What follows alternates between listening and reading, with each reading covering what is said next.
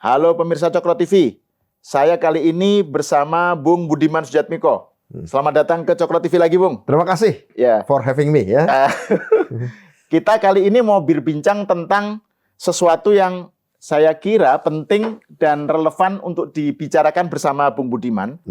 Jadi yang saya ingin bicarakan ini adalah, dan saya kira kita pernah menjanjikan soal ini ya. Iya, jadi kita perlu lama. membicarakan aspek pemikiran strategisnya Prabowo sebagai presiden terpilih ya. Jadi gagasan strategis Prabowo yang saya kira bisa kita simak di dalam buku ini ya, Strategi Transformasi Bangsa ya. Nah, ini penjabarannya seperti apa? Nah, kenapa saat ini penting? Ya pertama karena Prabowo sudah terpilih sebagai presiden. Betul. Dan kan mau nggak mau kan tentu saja menyusun kabinet. Iya, menyusun menteri, pembantu-pembantunya. Nah, itu kan tidak bisa dibicarakan terpisah dari ide mengenai pemikiran strategisnya, gitu kan? Betul. Nah, saya ingin mendapatkan pencerahan nih dari Bung Budiman nih. Bagaimana sih sebenarnya Anda melihat soal strategi transformasi bangsa yang dikemukakan Pak Prabowo dikaitkan dengan bagaimana nanti penyusunan kabinet dan seterusnya? Ya, saya kira penyusunan kabinet oleh presiden terpilih Pak Prabowo Subianto nanti setelah dilantik tentu saja harus dalam rangka memenuhi janji-janji kampanye yang sudah dituangkan dalam dipras menjadi Astacita, begitu ya? Itu jelas yang singkatnya. Tapi agar kita juga bisa memahami cara berpikir Pak Prabowo, ya buku yang tadi Bung Sahal sampaikan itu cukup memberikan gambaran umum asal kita mau baca ya, bahwa strategi Pak Prabowo sebenarnya adalah pertama ingin membuat Indonesia itu menjadi negara yang maju di 2045 dengan sumber daya manusia yang siap. Ya, siap secara mental, siap secara intelektual, siap secara biologis, kesehatan, ya, fisikal, ya. Yang itu bisa diperas semuanya dalam program yang menjadi unggulan Pak Prabowo, ya, makan bergizi gratis, begitu ya. Jadi itu perasaannya. Beberapa sasarannya menjadi obsesi beliau kalau kita tangkap dari buku Strategi Transformasi Bangsa kan, gimana nanti di masa periode pertama pemerintahan Pak Prabowo ya Indonesia bisa mengurangi stunting, ya kan, bisa mengurangi kemiskinan, bisa menciptakan kedaulatan pangan, menumbuhkan manusia yang berdaulat, ya, karena sudah cukup makan, manusia yang berdaulat karena sudah cukup perumahan, karena itu Pak Prabowo punya program membangun 3 juta rumah per tahun di desa dan di kota, ya, pendidikan, karena itu Pak Prabowo menjanjikan pembangunan sekolah-sekolah unggulan terintegrasi di tiap kabupaten kota. Juga kesehatan, membangun rumah sakit berkualitas di tiap kabupaten kota, dan di mana itu semua hanya akan mungkin tercapai dengan presisi kalau ada inovasi teknologi dibuat oleh bangsa Indonesia, ya, entah karena penemuan sendiri atau karena transfer teknologi negara-negara lain yang bersahabat. Yang mana untuk menentukan apakah sebuah negara bersahabat dengan Indonesia, salah satu ukurannya adalah mau nggak dia melakukan transfer of technology, transfer teknologi. Ini penting, ya. Kamu mengatakan sahabatku, kamu juga harus menceritakan dong. Minimal minjemin buku yang pernah kamu baca. Kamu ngaku sahabat saya, tapi saya minjem buku nggak pernah ngasih, nggak pernah ngajarin buku yang kamu baca. Nah, kamu jangan bilang sahabat, ya. Kira-kira begitu. Nah, ini untuk menentukan mana negara-negara yang mau melakukan transfer of technology agar Indonesia bisa berkembang teknologinya untuk memenuhi tadi pembangunan sumber daya manusia, kedaulatan pangan, kualitas pendidikan, kualitas kesehatan, kualitas perumahan, itu turunan dari geopolitik. Ya, jadi sebenarnya sambungannya, benang merahnya sangat jelas sekali. Dan di buku itu diurai oleh Pak Prabowo dengan rinci ya. Saya nggak bisa merangkum semuanya, ya. Begitu. Kalau di dalam buku ini kan ada yang disebut tantangan strategis global ya. Ya, betul. Itu kan misalnya konteks geopolitik yang ya, berubah, betul. ancaman adanya perang yang sampai sekarang belum selesai ya di berbagai tempat. Terus juga populasi, terus iklim, ya, terus juga teknologi, ya, AI, disrupsi inovasi teknologi. Betul, gitu kan. betul. Nah tadi kalau Anda Bung Budiman tadi kan menceritakan tentang sejumlah program-program unggulan cepat ya. Iya, betul. Nah itu kayak misalnya tadi itu makan bergizi gratis ya. Jadi bukan gratis. Makan siang gratis ya. Makan bergizi gratis, nggak harus siang gitu. Tidak harus siang, bisa juga kan pagi. Kalau anak SD, TK kan mungkin pagi sarapan, ya. Betul. Terus kemudian kedaulatan pangan, terus teknologi inovasi teknologi itu interconnected itu ya. Sangat berkaitan karena gini, Pak Prabowo kan adalah orang yang sangat concern dengan kedaulatan. Sovereignty, kedaulatan. Kalau saya mencoba menafsirkan ada 3 tahap kedaulatan. Ya. Ujungnya kalau kita melihat ujung program makan bergizi gratis itu kan sebenarnya ingin menciptakan manusia yang berdaulat nih. Manusia yang berdaulat yang punya kebugaran ya, fisik maupun mental, yang rata-rata IQ-nya meningkat. Tidak seperti sekarang.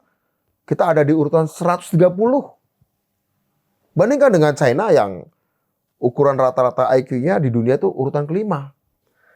Dengan Amerika Serikat urutan IQ-nya itu urutan 29, ya kan?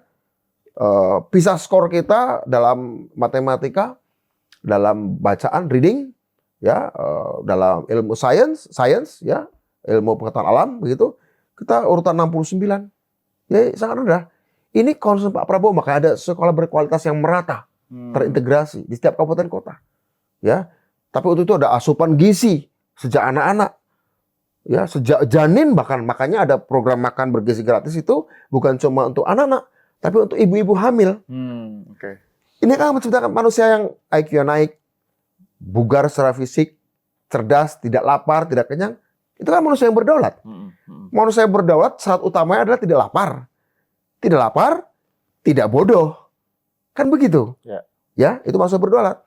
Karena itu kedaulatan manusia ini harus ditopang dengan namanya lewat program makan bergizi gratis, ditopang oleh kedaulatan pangan juga. Kenapa kok harus kedaulatan pangan? Kenapa tidak impor saja? Bayangkan, kalau kedaulatan manusia kita tadi itu, Bung Sahal, hanya mengandalkan impor, selain memang akan menguras devisa, ya, kita tidak pernah tahu. Dan saya prediksikan dalam waktu dekat bisa ada terjadi krisis rantai pasok global makanan. Andai terjadi perang besar di Laut Cina Selatan atau di Selat Taiwan, setiap perang itu akan menghambat rantai pasok pangan. Seperti perang Rusia-Ukraina. Rantai pasok gandum terhambat. Rantai pasok gas, energi terhambat.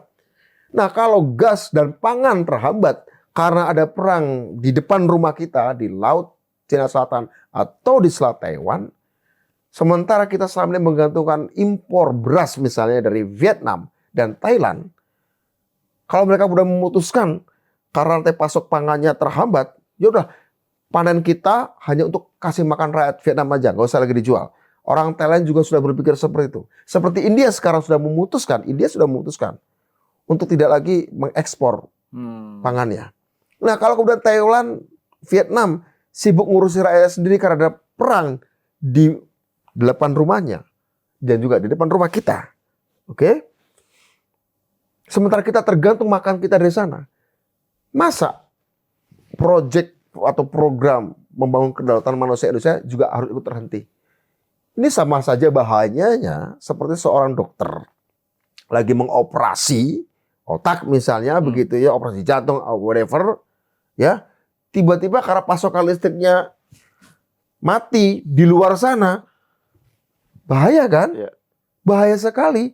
Kita lagi asik gini mati listriknya, entah sampai kapan.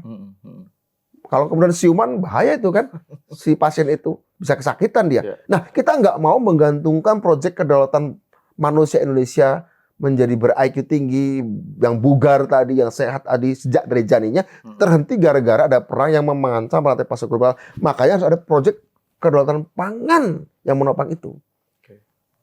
Di belakang kedaulatan pangan juga harus ada proyek kedaulatan teknologi menopang itu, teknologi pangan, teknologi gizi, ya, rekayasa biologi untuk tanaman, segala macam untuk pangan kita.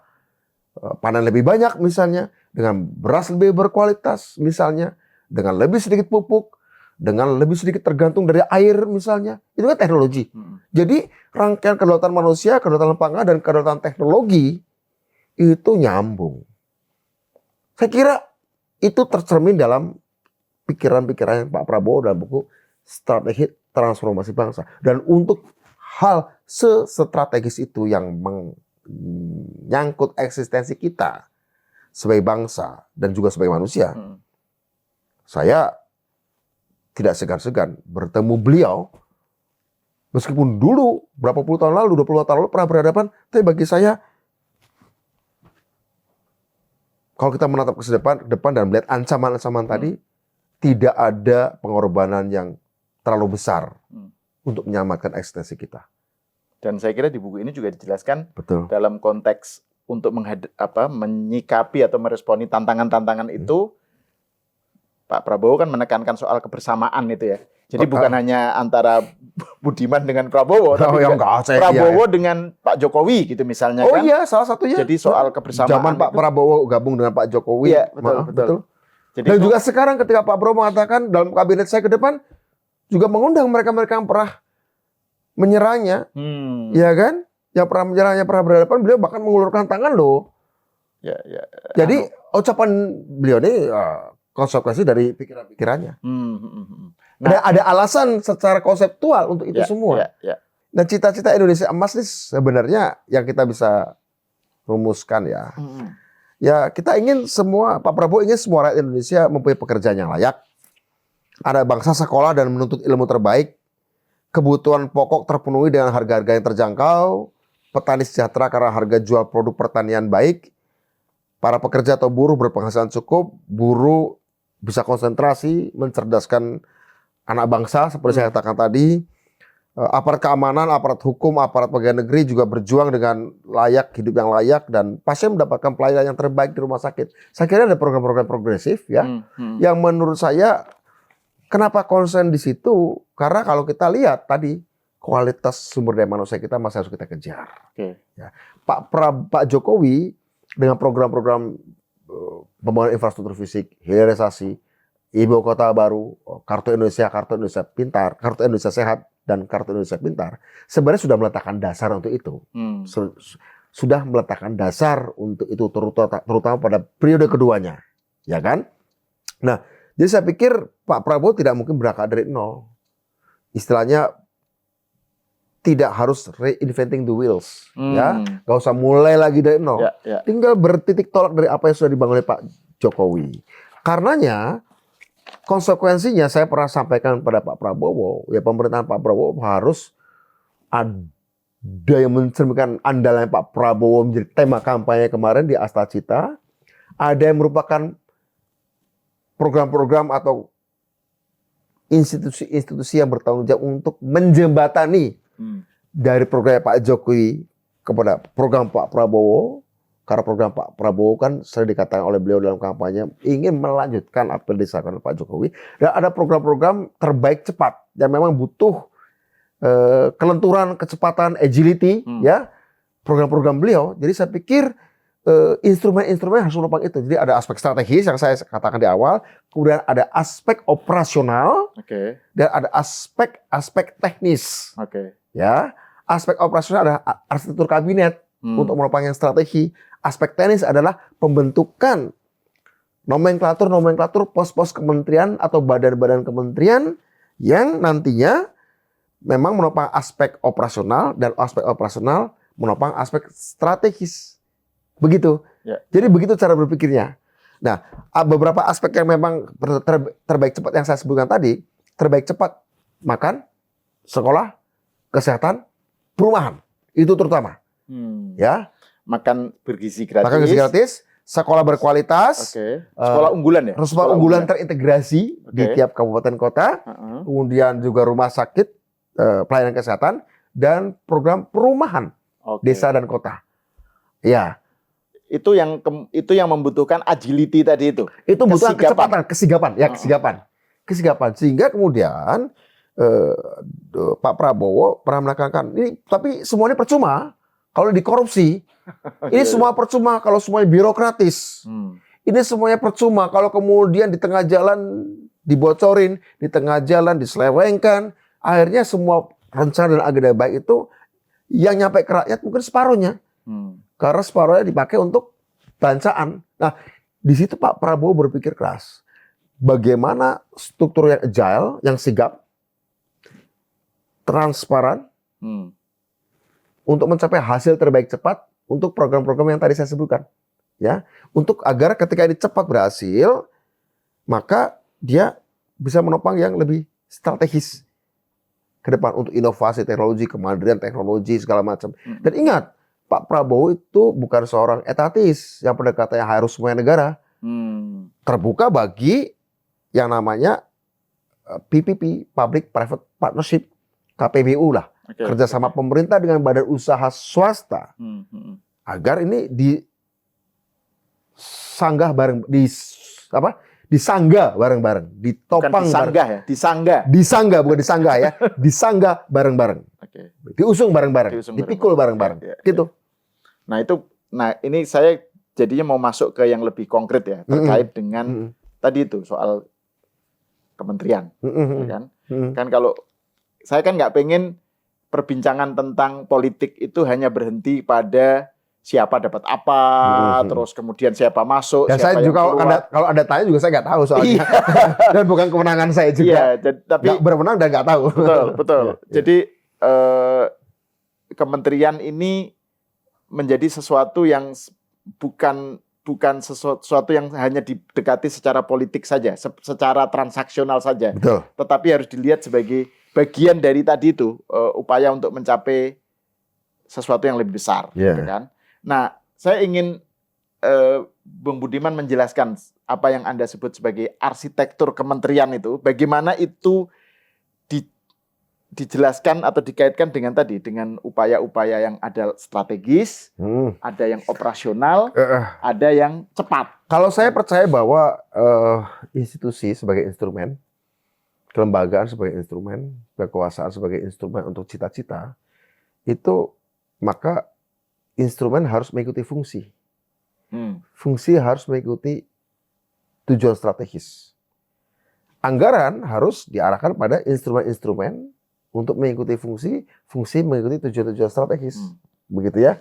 Nah, karenanya menurut saya, ini ya pernah saya sampaikan secara tertulis pada Pak Prabowo, ya tadi itu, minimal ada 3 Kemenko lah yang nanti kemudian bisa menopang tadi program-program khas Pak Prabowo.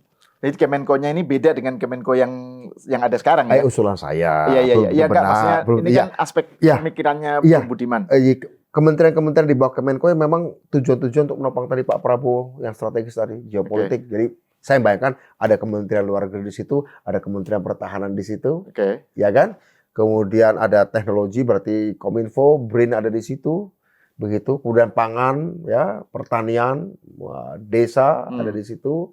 Kemudian ada kementerian Kemenko kedua, Kemenko yang gabungin antara program Pak Jokowi dengan program Pak Prabowo sebagai jembatan. Jadi antara Nawacita dengan Astacita, kementerian-kementerian sosial misalnya seperti itu, kementerian PUPR, ya, bagaimana melanjutkan apa yang sudah dilakukan oleh Pak Jokowi supaya ini naik terus, ya. Kemudian IKN mungkin ada di bawah sana otoritanya begitu ya. Kemudian Kementerian Kemenko yang sifatnya terbaik cepat, ya. Terbaik cepat itu mungkin di bawahnya badan-badan, bisa jadi badan-badan yang sifatnya badan pangan mungkin, ya, seperti itu. Terus, kemudian perumahan, ya, yang agile, yang sigap badan itu, yang tidak birokratis, yang kemudian bisa berjalan cepat untuk mencapai hasil terbaik cepat yang dijanji oleh Pak Prabowo. Jadi saya pikir, tapi itu hanya gagasan saya yang pernah saya sampaikan kepada Pak Prabowo dan beliau pelajari begitu, dan nampaknya sejauh ini sih belum ada ini, ya, tentu saja nanti akan dimodifikasi. Tapi gagasan besarnya itu, karena gagasan itu juga mengacu pada saya pernah berbincang dengan Presiden Brazil Lula da Silva, dia buat 2 Kemenko. Kalau di Brazil istilahnya Kementerian Kepresidenan. Presidential Ministers, ada 2. Satu kementerian-kementerian yang memang untuk dorong growth, pertumbuhan, perhubungan industri, perdagangan, BUMN, kira-kira begitu. Apalagi Kementerian Keuangan, ya. Dan ada kementerian-kementerian yang mendorong namanya distribusi. Kementerian Sosial, Kementerian Pembangunan Sosial. Biasanya itu ini kementerian paling strategis, Kementerian Pembangunan Sosial. Kemudian Kementerian Agraria, Kementerian Perburuan, Kementerian Pemuda, Kementerian Perempuan, seperti itu, Kementerian Lingkungan, ya. Jadi yang satu ngurusin growth, pertumbuhan ekonominya, ini distribusi. Yang satu ngurusin bagaimana itu didistribusikan. Ya, ini biasanya kalau di Brazil Lula begitu ya. Saya waktu itu ngobrol dengan Lula. Itu tahun berapa itu? Saya ketemu beliau tahun 2011, tapi beliau baru mundur sebagai presiden. Periode keduanya. Ya. Sekarang kan jadi presiden lagi ya. Saya kebetulan bertemu Lula di kantor lembaga think tank-nya di Sao Paulo, namanya Instituto Cidadania, lembaga Institut Kewarganegaraan didampingi oleh salah satu Menko-nya, salah satu presidential ministernya, Luis Dulci namanya, yang bagian growth tadi, ngobrol dengan mereka berdua begitu. Menarik ceritanya bahwa untuk kementerian-kementerian di bawah si Luis Dulci ini, si Menko ini, kebanyakan ex-CEO, ex-direktur BUMDes, segala macam. Jadi yang BUMN maaf, seperti itu. Yang akrab dengan birokrat, ex-CEO BUMN, ex-CEO swasta, apalagi di sini banyak kan nih, ya. Kalau yang di sini akrab dengan pertumbuhan ekonomi lah ya. Jadi sayap tanda kutip kapitalismenya gitu. Sayap kapitalismenya. Ya ini Kementerian Pembangunan Sosial, Perburuan rata-rata ex-aktivis.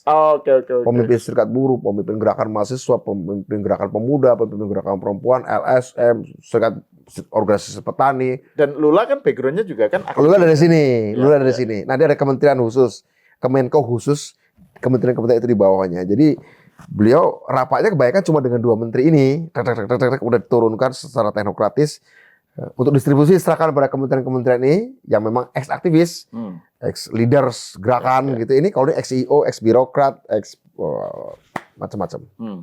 Kira-kira gitu. Intelektual terutama ada di pendamping Pak Lula, Presiden Lula itu juga sangat berperan penting. Oke.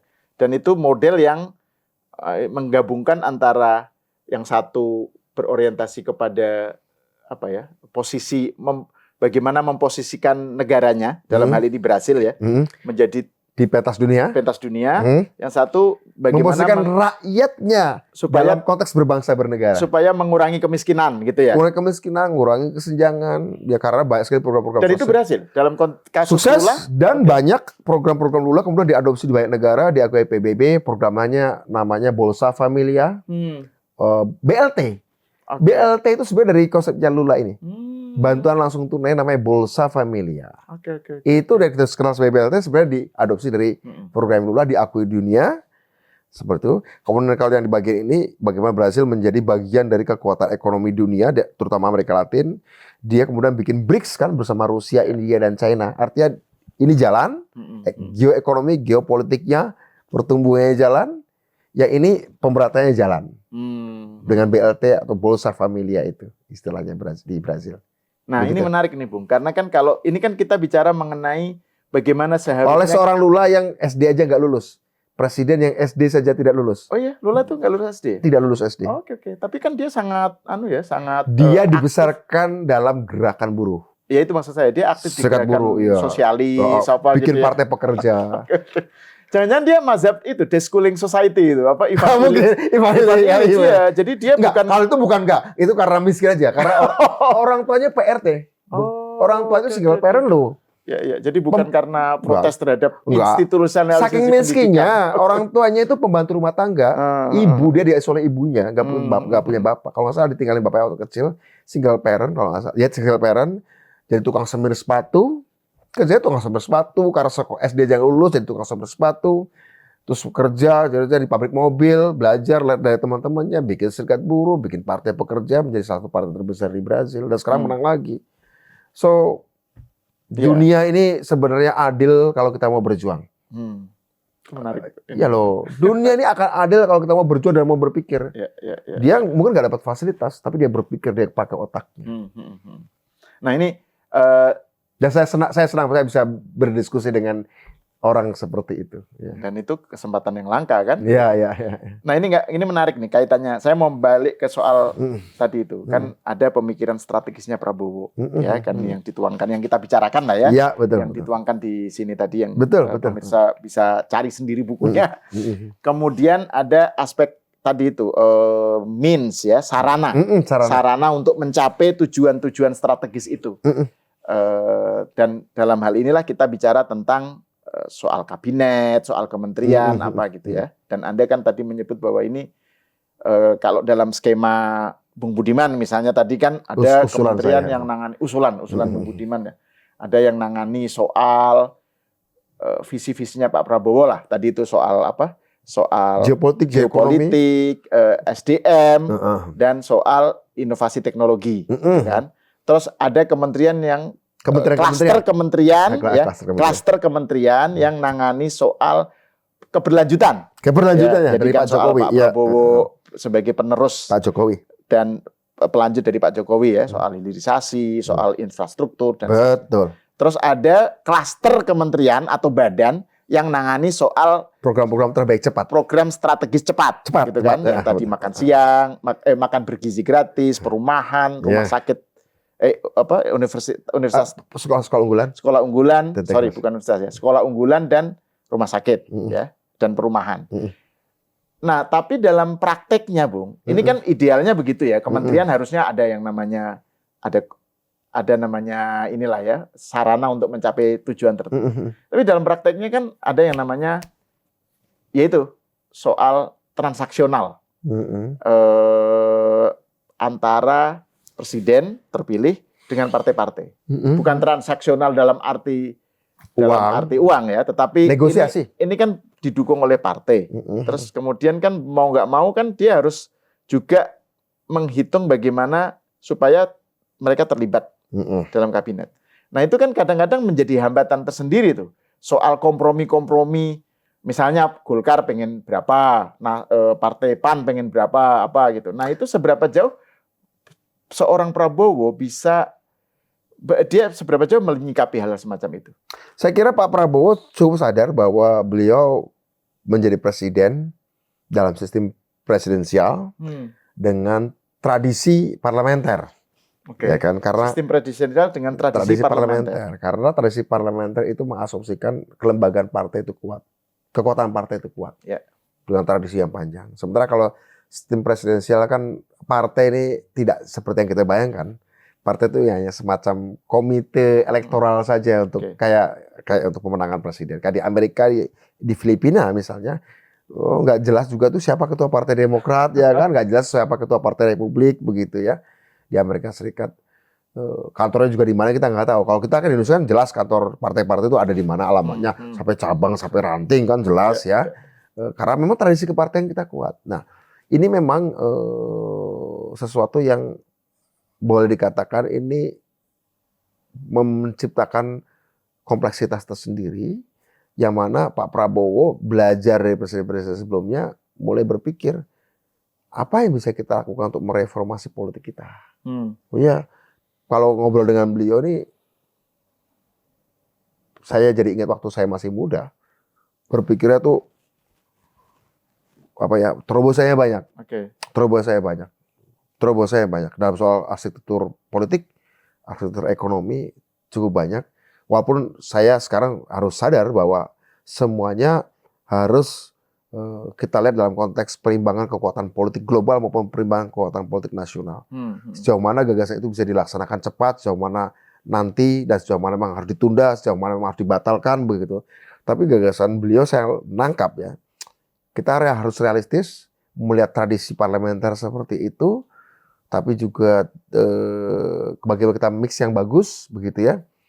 Gagasannya mungkin sering saya bocorkan, gagasannya mungkin suatu saat ada pemilihan presiden Indonesia, milihnya partai, tapi sekali kamu milih partai itu, otomatis kamu memilih calon presidennya. Ya, ya. Kalau sekarang kan enggak nih. Dalam Pilpres kemarin nampak jelas loh, banyak yang katakanlah milih PDI Perjuangan, masih menang pemilu loh, PDI Perjuangan. Tapi banyak pemilih PDI Perjuangan tidak memilih capresnya PDI Perjuangan. Banyak lah. Saya kira juga pemilu sebelumnya juga banyak terjadi seperti itu. Ya. Split voting. Split voting. Ya, split voting. Pak Prabowo pernah ngomong ke saya, mungkin nggak kita untuk mencegah split voting itu, kita tahu misalnya ada besok misalnya, entah kapan lah ya, ada Pilpres seperti ini. Pilpres 2029 misalnya, atau 2034, entah kapan ya. Entah gagasan itu akan beliau teruskan atau enggak, saya nggak tahu lah ya. Ketika Bung Sahal, ada partai-partai mau ikut pemilu dan ikut Pilpres.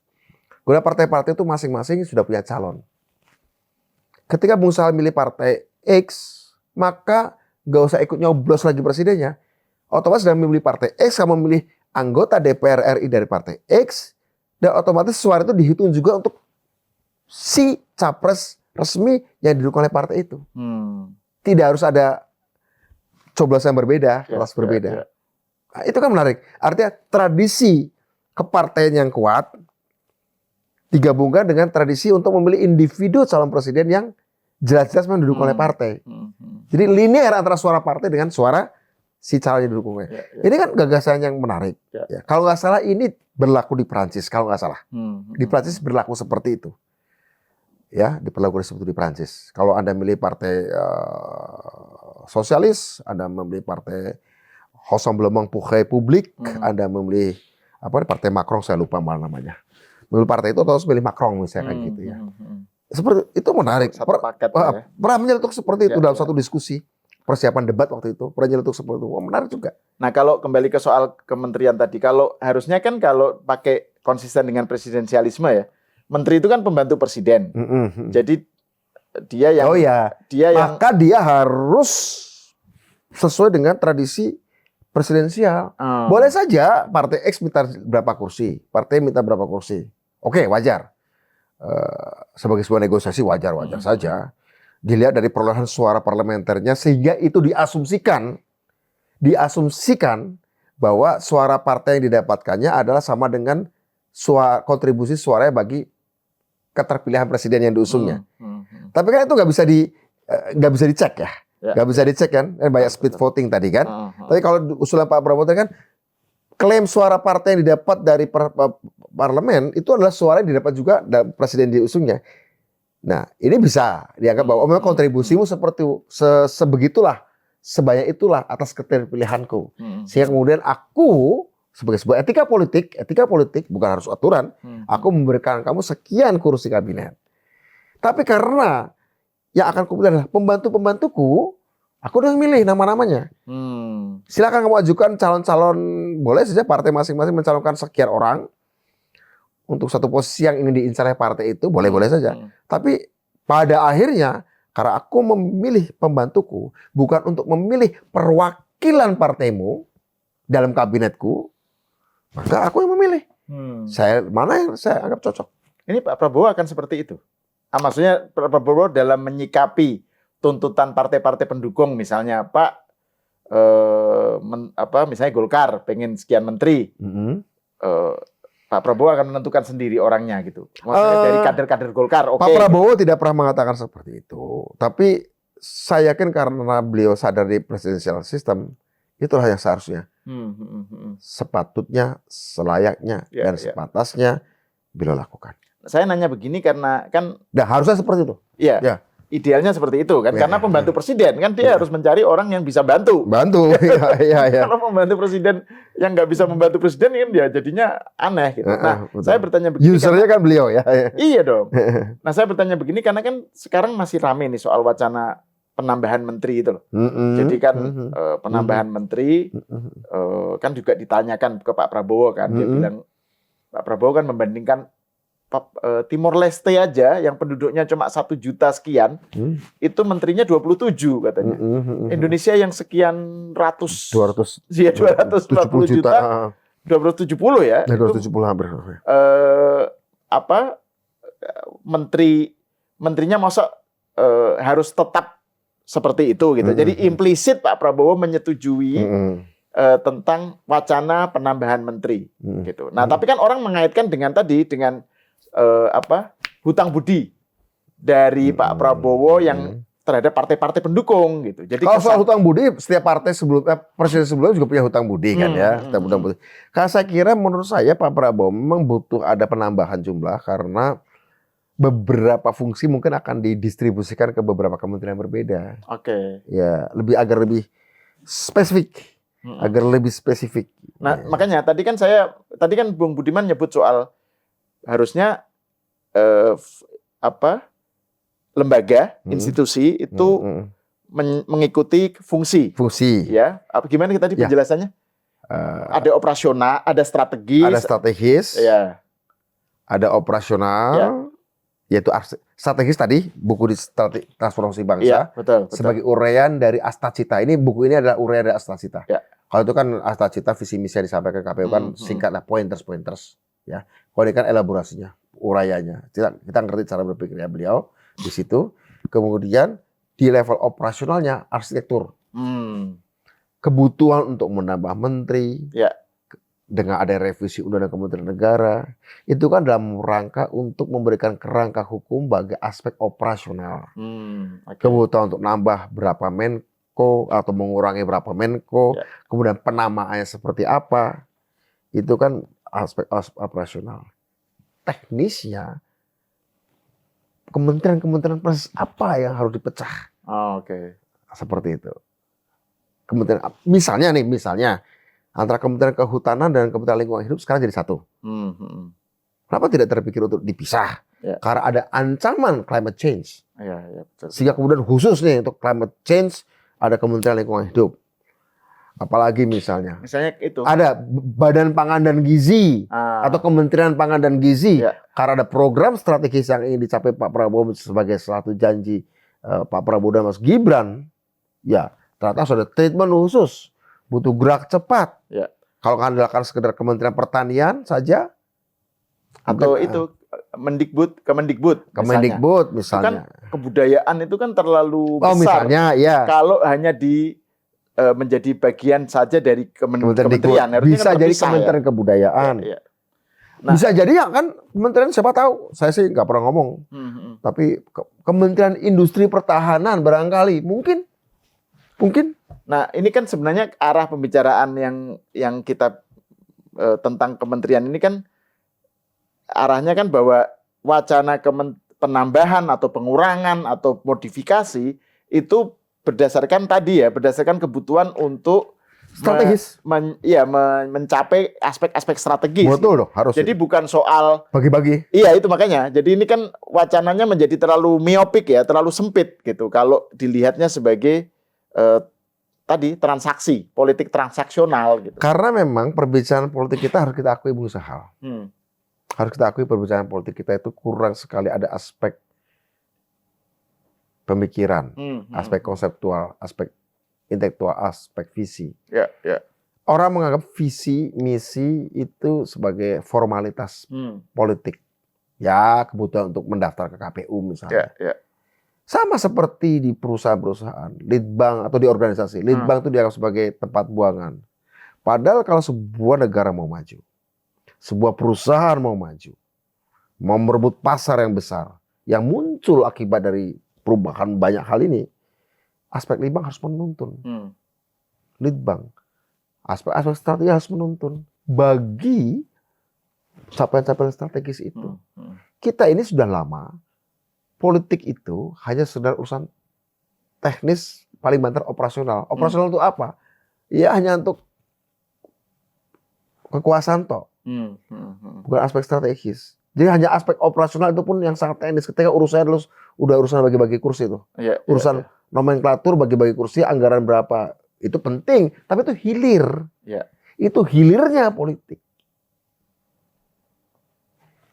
Tapi mata airnya kan ide-ide ini. Ya, dan ini kan kita ada presiden yang bisa kita jadikan teladan ya, yaitu founding fathers kita. Oh iya, founding parents kita itu pendiri bangsa luar biasa. Yang menjadi perhatian utama kan pemikiran-pemikiran strategis kan. Sangat. Jadi ya mereka bisa berbeda-beda gitu ya. Sangat, Tapi nggak kan salah. mereka membaca. Jadi Baca mereka. jadi Bung Karno dengan kumpulan tulisnya di bawah Bendera Revolusi, Sarinah, Sahrir dengan Demokrasi Kita, ya, Natsir dengan Kapital Selekta, ya kan? Kita tahu bahwa pemimpin-pemimpin ini bukan kucing dalam karung. Dengan mengeluarkan buku ini, Pak Prabowo mengatakan, aku ini bukan kucing dan aku tidak di dalam karung. Ya, aku bukan kucing dan aku tidak di dalam karung. Adili aku dari situ. Ya. Jadi ini cara untuk mengecek gitu ya, iya mengecek seberapa layak atau tidak layak seseorang menjadi pemimpin. Saya sebenarnya dulu pernah nulis di Kompas lama sekali pada periode saya jadi DPR. Mungkin kita butuh semacam Performance Review Act. Performance Review Act tuh tahu dulu nih, entah kapan bisa dijalankan di Indonesia. Undang-undang untuk mengkaji performa sebuah pemerintahan. Apa itu? Gagasan sederhana gini, Bung Sahal. Ketika seorang calon presiden atau calon wakil presiden daftar ke KPU, bukan sekedar visi misi yang dibawa, tapi dia membawa, visi misinya bukan sekedar asal tulis, tapi betul-betul sudah dinilai, dilihat dari aspek penilaian budgetnya, realistis tidak, dilihat dari aspek pelembagaannya mungkin tidak, sehingga Performance Review Act itu adalah kayak gini, undang-undang menilai mengevaluasi performa. Visi misi seorang calon presiden, calon wakil presiden yang menang harus jadi undang-undang. Visi misi calon presiden dan wakil presiden yang menang harus jadi undang-undang. Karenanya setiap calon presiden dan wakil presiden dipaksa, digiring untuk realistis di dalam menyusun visi misinya. Karena apa yang dia tuangkan dan kalau kemudian didukung dan aku menang, aku akan terikat pada ini. Sehingga visi misi itu nanti bukan sekedar wish list, daftar kalangan, daftar keinginan, ingin menyenangkan semua orang. Tapi jelas berpihak. Dalam 5 tahun ke depan, waktu terbatas, anggaran terbatas, maka dari 100 problem bangsa Indonesia, dengan waktu dan anggaran terbatas, aku akan fokus hanya akan menyelesaikan 30 saja atau 50 saja. Dan yang akan aku selesaikan adalah sektor ini. Yang mungkin jadi akan bertentangan konflik kepentingan dengan sektor lain. Ya udah, memang aku nggak akan membela kamu. Yang mau aku bela ini. Aku akan membela kaum manufacturer. Maka aku tidak akan membela kaum traders, importir. Aku akan membela industrialis disrupsi teknologi. Maka aku tidak akan memberikan kesempatan bagi para industri ekstraktif tambang misalnya. Tapi teknologi. Maka dalam visi misiku bicara inovasi teknologi. Bukan bicara soal konsesi tambang. Mungkin ada calonnya lain. Oh iya, Sahal udah makan bela industrialis teknologi. Enggak, berarti dia akan kejar itu. Berarti yang diabaikan adalah para traders. Yang diabaikan oleh Sahal adalah para industri tambang. Gua akan membela kaum tambang. Ya, Sahal akan membela buruh. Gua akan bela pengusaha. Sahal akan membela petani. Gua akan bela kaum environmentalis. Kan gitu. Sehingga visi misi itu bukan cekak ya. Visi misi itu concise. Concise, fokus, padat, measurable, doable, workable. Cekaos. Cekaos kalau bahasa Jawa cekaos. Cekaos itu singkat, padat, dan padat, berisi. Gitu. Singkat, padat, berisi. Oke. Jadi visi misi itu nggak usah banyak-banyak. Aku akan mengurangi sekian, meningkatkan sekian, jaga lingkungan, tak.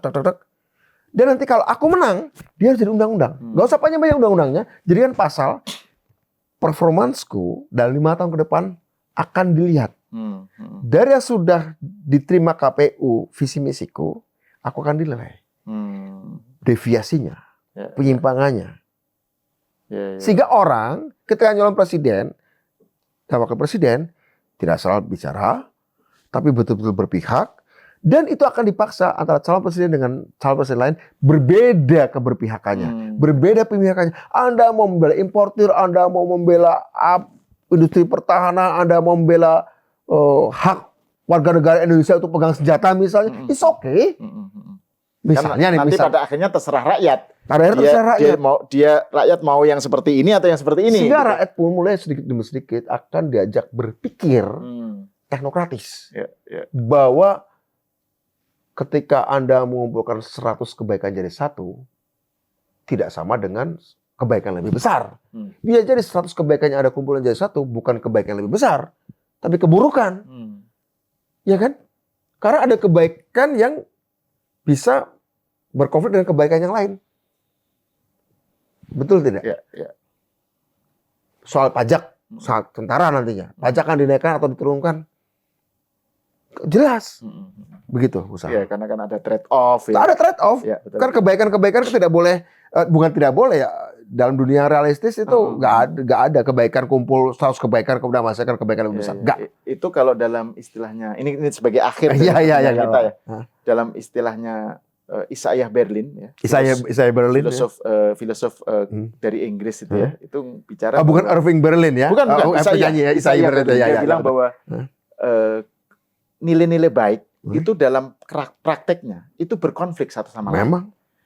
Jadi misalnya antara kebebasan dengan keadilan gitu misalnya. Betul. Itu nggak semuanya bisa digabung terus kita dapat kebaikan karena gabungan itu gitu. Justru dalam prakteknya bisa bertabrakan. Saya pernah sampaikan juga dalam podcast di Kompas beberapa waktu lalu. Peradaban dunia ini lebih banyak orang mati karena kebaikan melawan kebaikan. Kebaikan melawan kejahatan malah sedikit yang mati. Kebaikan lawan kebaikan. Bela agama baik nggak? Membela Kristen baik nggak? Membela Islam baik nggak? Masanya perang salib. Membela negara baik nggak? Dunia perang, ada 2 perang dunia. Bela negara loh, baik loh. Tentara Jerman melawan tentara Amerika, melawan tentara Soviet segala macam baik. Gak ada yang jahat mereka, patriotisme. Tapi dunia ini lebih banyak orang mati karena kebaikan melawan kebaikan yang lain. Kebaikan lawan orang jahat itu sedikit sekali yang mati. Ini menjelang akhir diskusi, malah diskusinya menjadi semakin filsafat dan semakin menarik gitu ya. Realita itu harus kita bawa ke tingkat abstraksi agar kita sebagai bangsa juga berpikir. Gitu. Jangan ngomong abstrak logika formal, nanti cuma jadi kaum sofis. Kaum bersilat lidah saja. Betul.